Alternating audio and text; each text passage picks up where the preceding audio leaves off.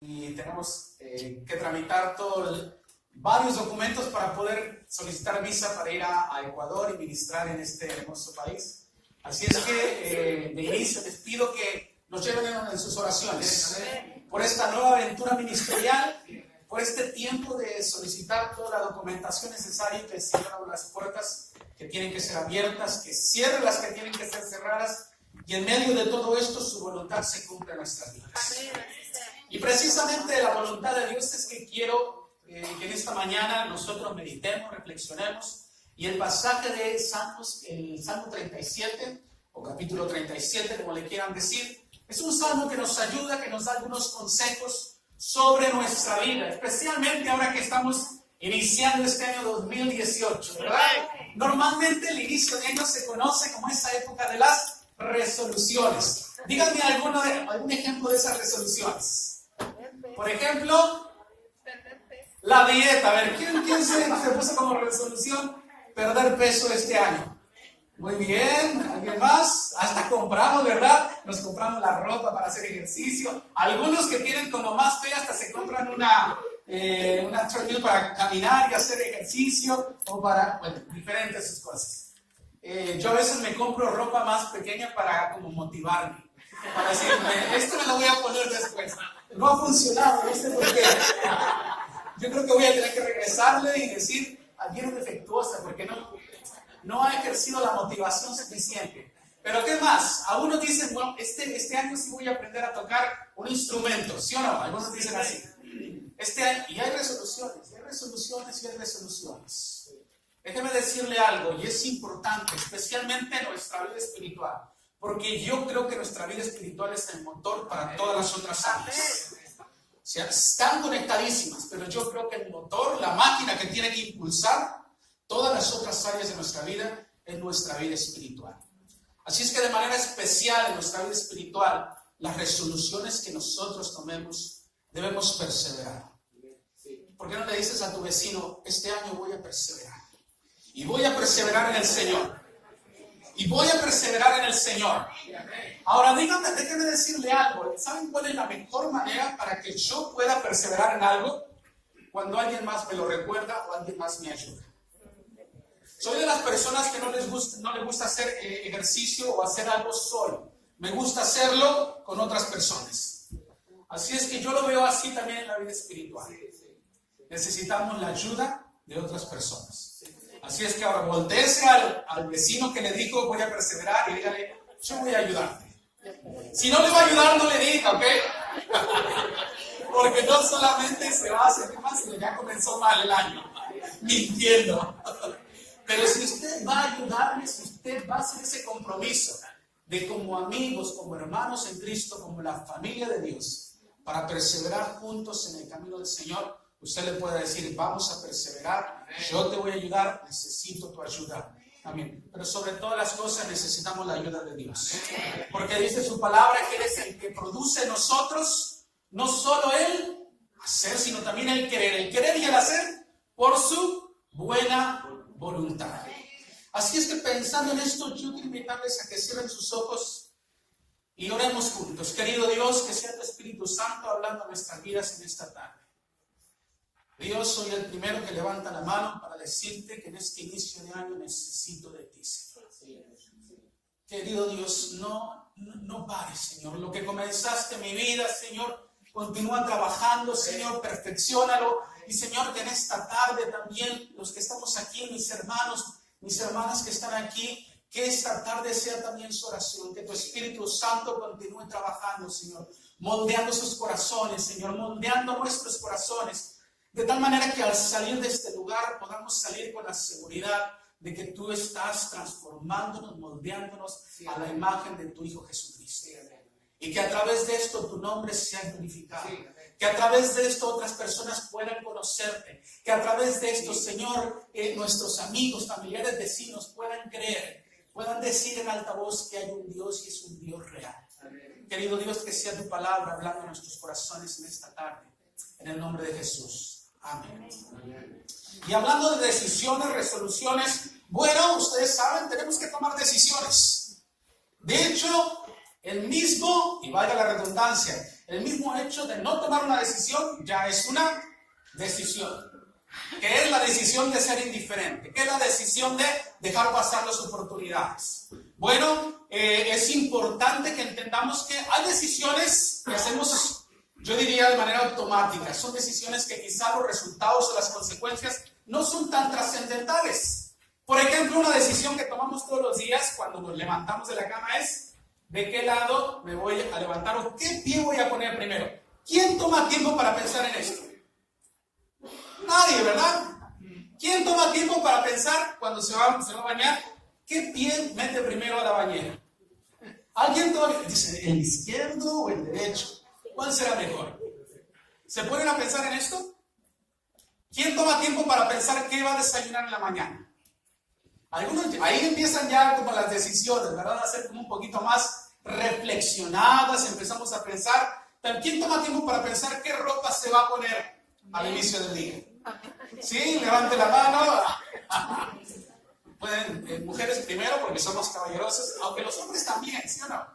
Sí pensamos. ¿Quién piensa en eso? A ver. Que no nos vaya muy bien, esa es otra cosa, pero pensamos. Y hay decisiones que vamos tomando. En la vida vamos tomando decisiones importantes. Por ejemplo, con quién vamos a compartir nuestra vida, con quién vamos a iniciar una relación. Aún en el mismo trabajo, tomamos decisiones.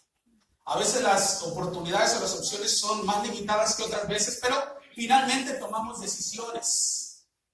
Ahora, la decisión más importante, no solo en este año 2018, sino, yo lo digo así, para toda nuestra vida o en toda nuestra vida, es que vamos a hacer con Jesús. Esa es la decisión más importante que vamos a tomar o que podemos tomar. Sea rechazarlo, o sea, aceptar una relación personal con el Señor Jesucristo. Y esta tarde yo quisiera decirles, yo les animo que la decisión que tomemos sea a disfrutar, a experimentar una relación personal con Cristo Jesús. Porque cuando nosotros estamos dispuestos a hacer eso, ¿saben qué? Nosotros estamos tomando la decisión de alegrarnos, de deleitarnos en el Señor. Y esa es la invitación que el salmista está haciendo en Salmos 37. Así es que si leemos estos pasajes, un par de versos que se encuentran en el Salmo 37, versos del 4 al 6. Lo voy a leer y ustedes pueden seguirlo allí con su vista. Vean lo que dice la palabra de Dios, o escuchen. Deleítate en el Señor y Él te concederá los deseos de tu corazón. Encomienda al Señor tu camino. Confía en Él y Él actuará. Hará que tu justicia resplandezca como el alba, tu justa causa como el sol de mediodía. Deleítate en el Señor. Alégrate en el Señor. Esta tarde voy a pedirle varias veces que hable con su vecino. Por dos razones. Uno, porque nos ayuda a recordar puntos claves de la palabra del Señor, pero también por si no tuvo la oportunidad esta semana de hablar demasiado con su vecino, hoy lo puede hacer. Así es que ahora voltee a alguna de las personas que está atrás de usted y dígale, deleítate en el Señor, alégrate en el Señor. Pero con una sonrisa para que el que le escucha le crea, ¿verdad? Se anime, se contagie. Diga, alégrate en el Señor. Yo hoy quiero compartir, basado en este pasaje de la Biblia, 4 consejos que la palabra de Dios nos da para este año 2018. Y el primer consejo es deleitarnos en el Señor. En otras palabras, alegrarnos en la presencia del Señor. ¿Qué es lo contrario de alegrarnos en el Señor, de deleitarnos en el Señor? ¿Saben qué es lo contrario? Es sentirnos incómodos. ¿Usted alguna vez se ha sentido incómodo junto a alguien? ¿Por qué se ha sentido incómodo? Quizá porque esa otra persona no se ha bañado muy seguido, tiene un olor un poquito medio agrio por allí, dice, no solo incómodo, ¿verdad? Está diciendo, uy, que se quite, mío, busca la oportunidad de moverse hacia otro lado, ¿sí o no? ¿Les ha pasado esto? Nos ha pasado. A veces nosotros hemos sido los agrios o los amargos. Y uso esa palabra amargo porque esa es la clave, esa es la palabra que caracteriza o identifica a una persona que no tiene una relación personal con Cristo Jesús.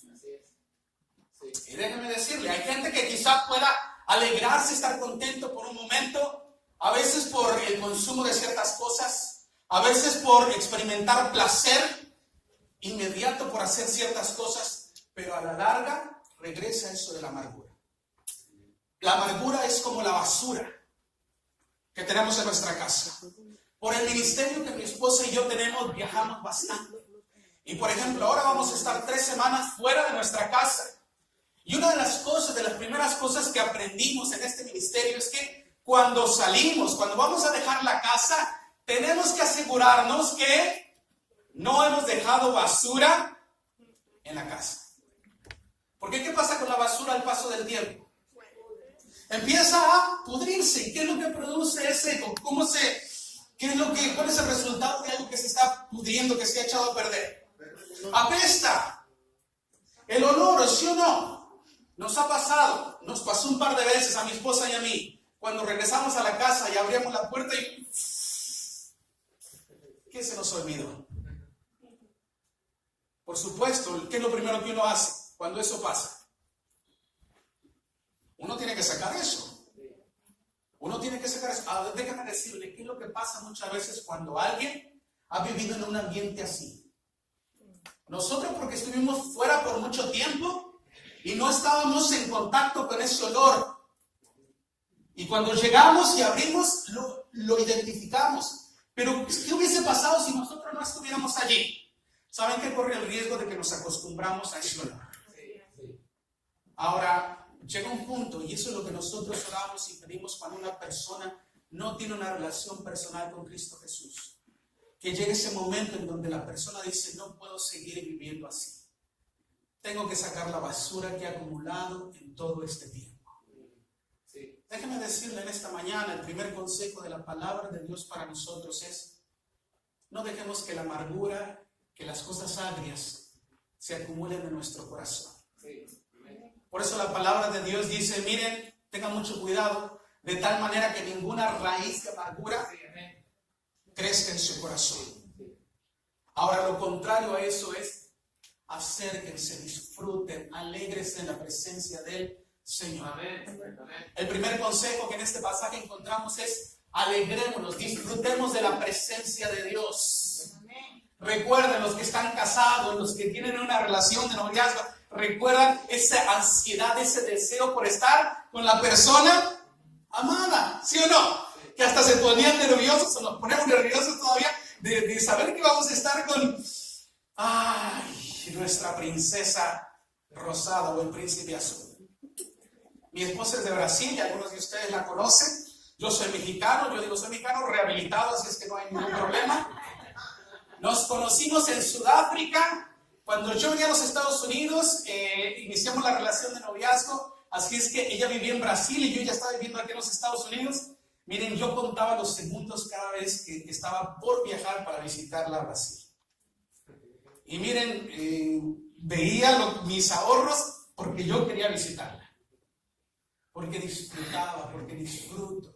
Cada vez que tengo que hacer un viaje y estar lejos de mi familia, yo cuento los segundos, los minutos para estar de vuelta con mi familia porque me alegra, me deleito estar con mi esposa y con mis hijos. Póngalo esto en el nivel espiritual, en nuestra relación con Dios. Que anhelamos estar y disfrutar de su presencia. Es triste, pero hubo 2 personas que no disfrutaron y no se alegraron de la presencia de Dios. Adán y Eva. Todos los días, cara a cara. Pero llegó un momento que el tentador vino y les dijo, ¿por qué no comen de ese árbol? Y Dios les había dicho que no. Es que Dios nos dijo que no. Y el tentador empezó a poner la duda, empezó a crear esa incomodidad, ese descontento, esa insatisfacción. Y con que Dios les dijo que no comieran de ese árbol. ¿Saben por qué les digo que no comieran de ese árbol? Porque si comen de ese árbol van a ser como Dios. Y Él sabe que si ustedes van a ser como Él, ya no van a necesitar de Él. Y le pareció a Adán y Eva una buena idea. Ocupar el lugar que le correspondía a Dios. Por eso cuando Dios viene en su búsqueda, después de que ellos cayeron y pecaron, ¿cuál fue la respuesta de Adán y Eva? ¿Fueron corriendo a la presencia de Dios? Se escondieron, huyeron. Queridos hermanos, queridos amigos, en este año nosotros, al contrario de Adán y Eva, aun si llegásemos a fallar, que a donde corramos sea la presencia de Dios, porque estamos seguros de que encontramos perdón, que encontramos transformación en la presencia de Dios. Amén. Digan conmigo, me voy a deleitar en el Señor. El siguiente consejo que encontramos en la palabra de Dios, en estos pasajes, es encomendar nuestro camino a Él. Cuando la palabra de Dios hace referencia a camino, tiene que ver con nuestro estilo de vida, con nuestra manera de vivir, con nuestras acciones, nuestros pensamientos, nuestras palabras, aún con las motivaciones, las intenciones de nuestro corazón. Cuando la palabra de Dios nos dice, encomienda al Señor tu camino, está diciéndole que tu manera de vivir sea de tal manera que se alinea a la voluntad de Dios. Literalmente, que no haya ninguna negociación en donde le digas a Dios, Dios, este es mi camino y ese es tu camino. Porque muchas veces eso pasa. Decimos, lo decimos y quizás estamos convencidos intelectualmente, el camino de Dios vale la pena, los caminos del Señor vale la pena, pero cuando tenemos que actuar, cuando tenemos que vivir y demostrarlo, a veces buscamos los atajos, porque creemos que nuestro camino es el mejor camino, porque creemos que nuestra manera de vivir es la mejor manera de vivir. Ahora, ustedes lo saben, yo lo sé, ese es el peor error que podemos cometer, porque no hay nada mejor que vivir en el centro de la voluntad de Dios. Mire, si alguien me pregunta, y me han preguntado muchas veces, David, pero ¿no les cansa tener que estar pensando en una mudanza de un país a otro país? Y le digo, sí, me cansa mucho, me estresa, hasta puede producir cierta ansiedad. Pero déjeme decirle, todo eso vale la pena porque sabemos que estamos viviendo en el centro de la voluntad de Dios. Entonces nosotros le hemos dicho al Señor, mi esposa y yo, y a nuestros pequeños, Señor, queremos encomendar nuestro camino a ti. Que seas tú el que dirija, el que guía nuestro camino. Miren, gracias a Dios hemos podido experimentar el hecho de que conozcamos no solamente al pastor y a su esposa, sino a ustedes. Es una bendición. Que solo podemos disfrutarla porque un día le dijimos al Señor y el día de hoy le hemos dicho al Señor, nuestros caminos están delante de ti. Una versión de la Biblia dice, entrégale tus caminos al Señor. Y mires todo. No es cuestión de negociar. Hay una ilustración que a mí me encanta porque realmente ejemplifica muy bien lo que Dios quiere, demanda de nosotros y por qué lo pide. Es la ilustración de una casa. Esta casa somos nosotros, es nuestra. E invitamos a Jesús a entrar a esta casa. Es cuando nosotros decimos, Señor Jesús, te necesito, yo quiero que vengas a vivir conmigo. Y lo invitamos. Y le abrimos la puerta y él entra y le decimos, siéntate, lo pasamos a la sala, al living, siéntate, mira, ve, aquí está el sofá más cómodo que puedes conocer. Siéntate, te voy a poner la televisión, le encendemos la televisión, le pasamos rápido esos canales que no queramos que él vea y le adelantamos y ya está el canal que él puede ver. Y le decimos, Jesús, ¿estás bien? ¿Te sientes bien ahí cómodo? ¿Quieres agua? ¿Quieres una soda? Él dice agua, vamos a soda. Y él viene con nosotros, no, quédate ahí, Jesús, quédate ahí. Yo te traigo el agua. Y vamos y le traemos el agua. Y Jesús empieza a decirnos, se levanta y dice, bueno, gracias por invitarme a tu casa, pero la única condición en la cual yo puedo quedarme en tu casa es si tú me das total libertad. Y entonces le decimos al Señor, lo pensamos. Ya ahí lo empezamos a pensar. Ay, Señor, ¿por qué no hacemos algo? Comencemos por la sala, por el living. Aquí estás, siéntete en casa. Es más, hasta si quieres ir por tu propia agua, ven por tu propia agua. Abre la heladera, abre el refrigerador y lo que quieras tomar, sírvete, estás en tu casa. Y ahí empezamos. Y el Señor Jesús nos toma la palabra y empieza a caminar, y empieza y va, se dirige a otra habitación. Y le decimos, no, esa no la abras. Es que no me dio tiempo de tender la cama. Es que dejé toda mi ropa allí botada. Y el Jesús le dice, mira, te dije que la única condición por la cual yo aceptaba quedarme aquí contigo es si tú me dabas total libertad. Le decimos, está bien, Jesús, bueno, pero cierra los ojos, por favor. Y le dejamos que Jesús entre. Y Jesús empieza a entrar a las habitaciones, los cuartos de nuestra casa, pero hay un cuarto que está con llave. Y Jesús dice, quiero entrar a ese cuarto. Y le decimos, Jesús, mira, ya te di total libertad para que entres en todos los cuartos de mi casa, en el living, en el garage, en la cocina. Es más, aquí están las llaves de mi auto si la quieres. Pero ese cuarto no. Ese cuarto me da pena, a mí mismo me da pena.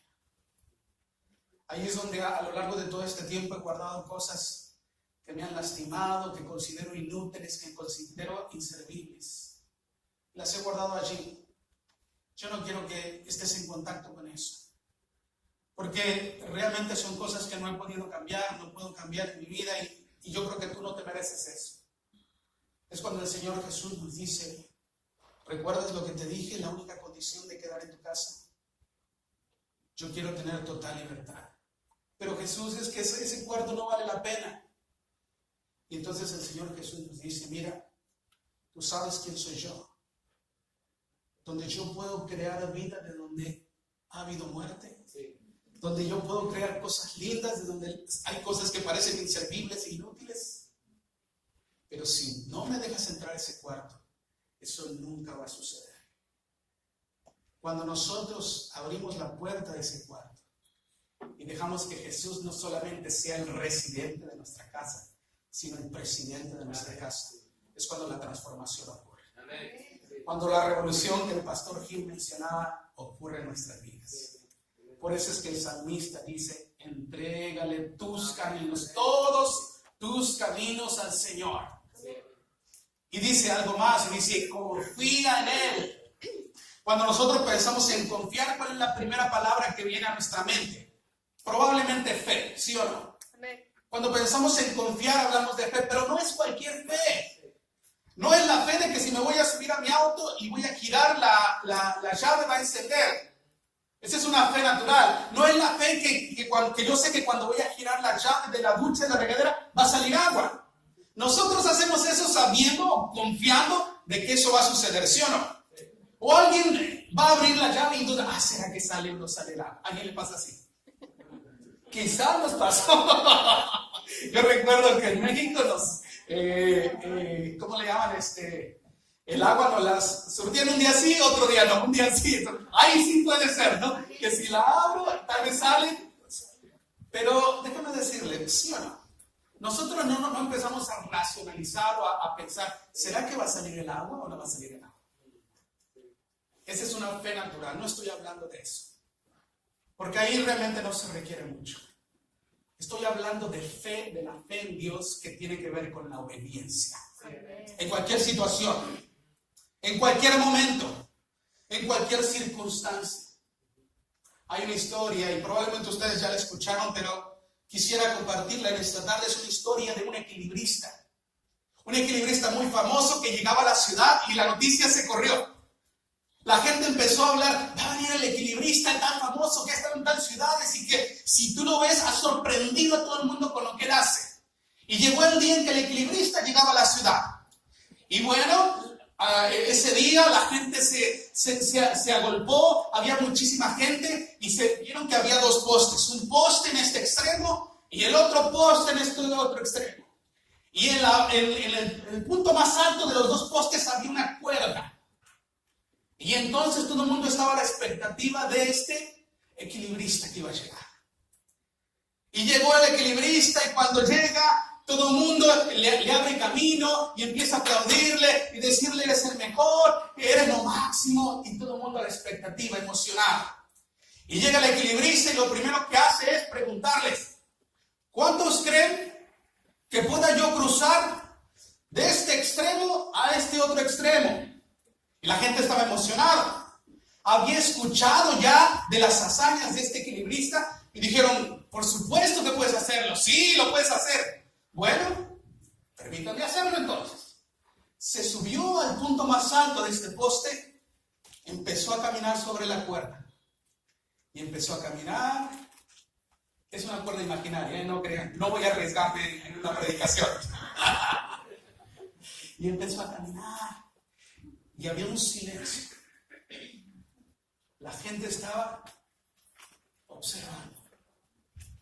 Y conforme este equilibrista avanzaba y llegaba al otro extremo, la gente empezaba a tranquilizarse, hasta respirar. Habían guardado la respiración por lo que habían creado, esa expectativa. Y cuando pone su pie en el último, la gente está ya en una ovación. Ayúdenme, ¿cómo? La gente está en una ovación. Empieza a gritar: eres el mejor, eres lo máximo, no hay nadie como tú. Y desde arriba el equilibrista les grita: ¿cuántos creen que puedo regresar, pero ahora con los ojos vendados? La gente dudó por unos cuantos segundos y se veían. Y alguien empezó a decir: sí, sí puedes, sí puedes. Y otro empezó a unirse a eso: sí puedes, sí puedes, sí, tú puedes hacerlo, eres el mejor, eres lo máximo. Y se colocó este equilibrista una venda sobre sus ojos, puso el primer pie para sentir en dónde estaba la cuerda y comenzó a avanzar. Comenzó a avanzar, la gente otra vez casi sin respirar, casi sin parpadear. Y conforme avanzaba y avanzaba y avanzaba, la gente empezaba a relajarse y se empezaban a sonreír el uno al otro, hasta que llegó al extremo y la gente una vez más estalló en ovaciones, que gritaban: eres lo máximo, eres el mejor, no hay nadie como tú, nadie se compara a ti. Y el hombre desde arriba, el equilibrista, les dijo: bueno, ¿cuántos creen que puedo ir una vez más al otro extremo, con los ojos vendados y ahora con una persona sobre mis hombros? Esta vez no dudaron porque lo vieron hacer 2 veces. Y la gente empezó a decir: sí, tú puedes, sí, claro que sí puedes. Y se empezaron a decir: sí, ¿cómo no va a poder? Sí, sí puede, sí puede, eres lo máximo. Y entonces el hombre desde arriba dijo: necesito un voluntario. Y ahí, como cuando uno no sabe, no hizo la tarea y la maestra está buscando a alguien que pase al frente.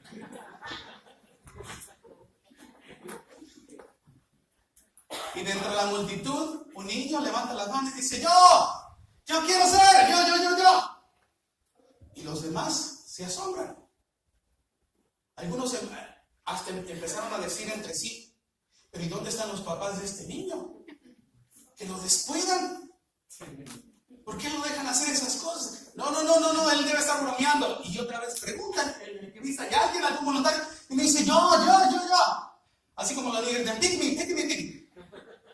El equilibrista bajó, tomó al niño, la gente se quedó ahí sorprendida, pero se lo puso sobre sus hombros y empezó a subir en el poste. Llegó al punto más alto, se colocó la venda sobre sus ojos.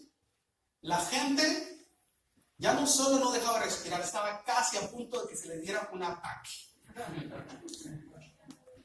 Hasta el aire se escuchaba, del silencio terrible. El equilibrista empezó a caminar. El niño sobre los hombros del equilibrista venía asegurado con toda su fuerza. Y fue avanzando. La gente duro casi le gritaba. Llegó, iba avanzando. Y cuando llega al final, lógicamente la audiencia otra vez. Ahora sí. Eres el mejor, eres lo máximo, no hay nadie como tú. Y empezaron a descender del poste. Y el niño seguía abrazado del equilibrista. Y le venía diciendo: papá, eres lo máximo. Yo sabía que tú podías hacerlo. ¿Saben qué? Solamente un verdadero hijo de Dios está dispuesto a tomar los riesgos, porque conoce a su Padre. Eso es confiar en el Señor. Aun cuando muchas veces las circunstancias nos dicen que no es posible. Pero cuando nosotros conocemos a nuestro papá, Aunque la gente diga, yo no.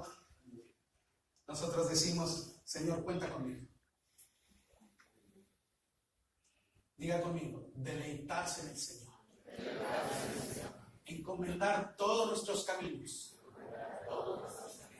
Confiar en Él. Y entonces, en la palabra de Dios nos dice que los deseos de nuestro corazón van a ser concedidos.